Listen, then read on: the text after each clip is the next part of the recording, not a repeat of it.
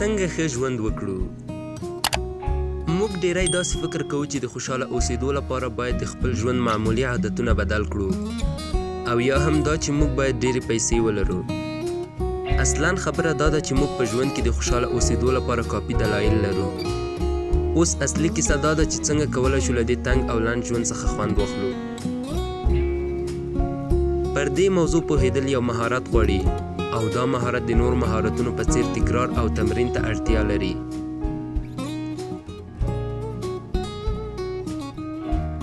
همدا اوس ډیری هغه شیان چې له ژونده د خوند اخیستلو پر مهال هغه ته اړتیا ده، موږ ډیری هغه څیزونه لرو او له ژونده د خوند اخیستو تر ټولو اساسي لار لومړیتوبونه دي.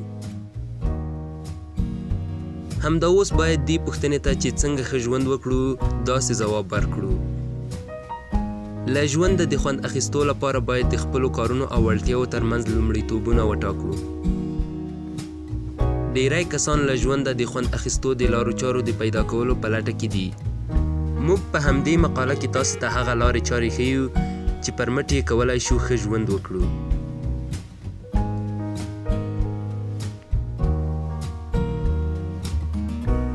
پر خپل ځان مو تمرکز وکړئ.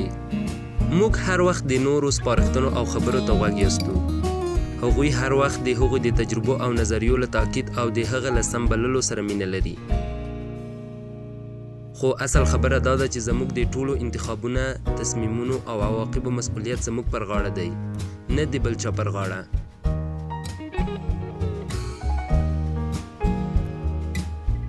نو ښه ده چې له بل هر څه مخکې پر خپل ځان، فکر، د کار پر طرز، له نورو سره په برخورد او اړیکو پاللو تمرکز وکړو او د خپلو موخو ته د ترلاسه کولو لپاره تر ټولو ښې لارې وټاکو.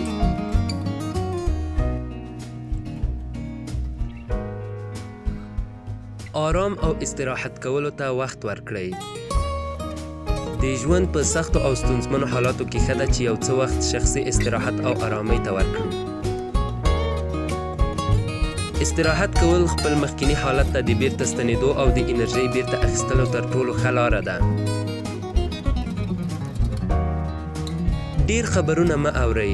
دې خبرونو په تله کې ځان ور اچول ډیر اسانه دي او له عمومي او مهمو مسایلو باخبره اوسېدل هم څه سخت خبره نه ده. ښه دا ده چې ډاډه اوسو. که هره ورځ خبرونه تعقیب هم نه کړو، د هیواد او نړۍ له مهمو پیښو خبریږو، نو ښه ده چې خپل ډیر وخت د خبرونو اوریدو ته ور نه کړو او د هغه پر ځای بل مهم کار وکړو. که تاسې د ورځې په جریان کې منفي خبرونه د بیلګې په ډول په یو ښار کې د یوې چاودنې او په هغه کې د مړو او زخمیانو خبر واورئ، طبیعي ده چې ستاسو زړه به ډیر پرې بد شي او ټوله ورځ به مو ګډه وډه وي.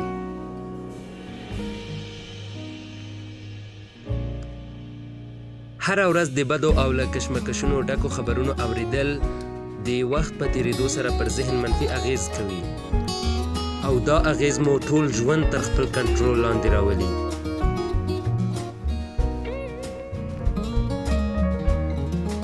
خپلې مثبتې اړیکې مو پراخې کړئ. له ژونده د خوند اخیستو په موخه کولی شئ د خپل ژوند له ملګري، کورنۍ او ملګرو سره د ښو اړیکو ساتلو او پاللو ته وخت ورکړو.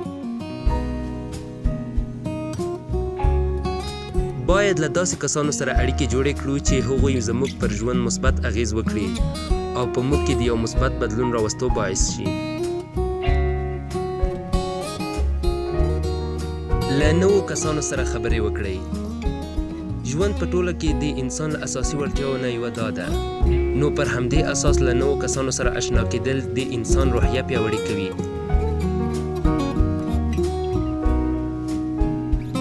کله چې موږ له نوو کسانو سره اشنا کیږو، د هغه له نوو فکرونو او ایډیاو څخه خبرېږو چې له هغه سره زموږ په ژوند کې اسانتیاوې رامنځته کیږي.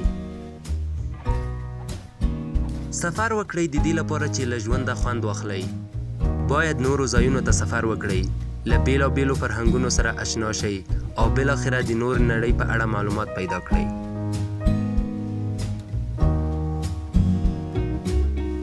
ناضرور توکي له ځانه لرې کړئ.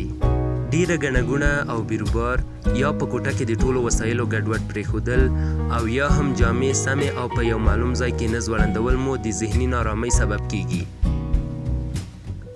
ښه ده چې ناضرور ټول توکي مو د اوسېدو له کوټې، د کمپیوټر له سکرین، د جامو له تناب او پخلنځي څخه لرې کړئ. منظم اوسېدل ژوند ته خوند ورکوي.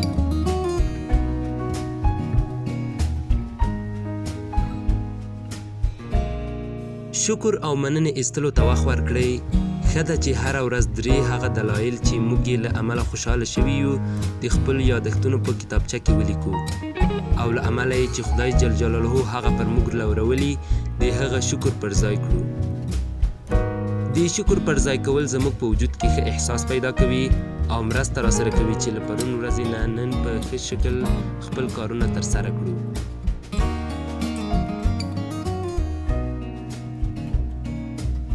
د وخت ضایع کوونکي دلیلونه مو وارزوئ. ممکن ډیر وخت تاسې هم داسې کړي وي چې د یوې ورځې له ډیر ژر تېرېدو وروسته مو چې کله له ځان سره فکر کړی دی د ټولې ورځې په اوږدو کې مو هیڅ پرمختګ یا په ښه ډول کار نه دی کړی. ښه ده چې د دې کار دلایل ولټوئ او د له منځه وړلو لپاره یې هماغه لحظه په کار شئ. د بیلګې په ډول که تاسې په ټلیفون کې له اړتیا ډېرې خبرې کوئ، نور مو دا عادت پرېږدئ او له اړتیا زیاتې خبرې مه کوئ. فردي وړتیاوې مو پیاوړې کړئ. هر څومره چې د ځان په اړه ډېر معلومات او پر ځان ډېر باور ولرو، هماغومره به ډېر دروني رضایت ترلاسه کړو. په دې اړه زیاته مطالعه در سره مرسته کولی شي. خپلې بریاوې مو ولمانځئ. د یوې بریا له لاسته راوړلو وروسته مو د هغه لپاره حد اقل یو کوچنی جشن جوړ کړئ او هغه له خپلې کورنۍ او دوستانو سره ولمانځئ. دا په تاسې کې ښه احساس پیدا کوي او د نورو موخو د ترلاسه کولو ته مو هڅوي.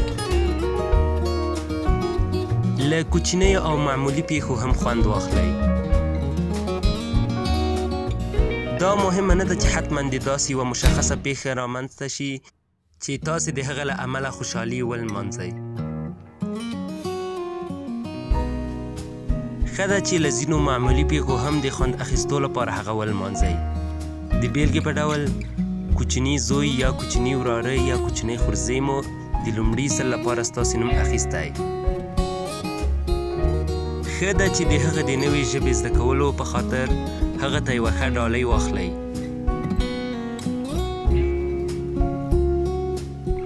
له کوره بیرون ووځئ. د خپل حالت د ښه کولو لپاره ښه ده چې له کوره بیرون ووځو. له خپلو ماشومانو سره په چمن کې لوبې وکړو، د غره سر ته وخیژو او له هغه ځایه د لرې ځایونو سیل وکړو. خپل نظر مو په جرأت سره ووایئ. کله چې د خپل نظر له څرګندولو وویریږو، معنا دا چې موږ پر خپل ځان باور نه لرو. د خپلو فکرونو، ایډیاو او غوښتنو په اړه خبرې کول کیدای شي په لومړیو کې یو څه درته سخت وي، خو وروسته بیا له دې کاره خوند اخلئ. د ژوند ښې شیبې مو ثبت کړئ. د ښو احساساتو یا خاطرو لرلو او په وار وار له هغه د خوند اخیستلو لپاره ښه ده چې د هغې صحنې عکسونه او ویډیوګانې له ځان سره وساتو. کله یې چې وروسته ګورو د همغه شیبو احساس به کوو. هر وخت زده کړه وکړئ. هر وخت د نوو زده کړو لپاره وخت ځانګړی کړئ. د نوو څیزونو په زده کولو سره به تاسې ښه احساس کوئ. د خپلو ملګرو په پرتله به ډیر معلومات لرئ او د یوې موضوع په اړه به خپل نظر په جرأت سره څرګندولی شئ.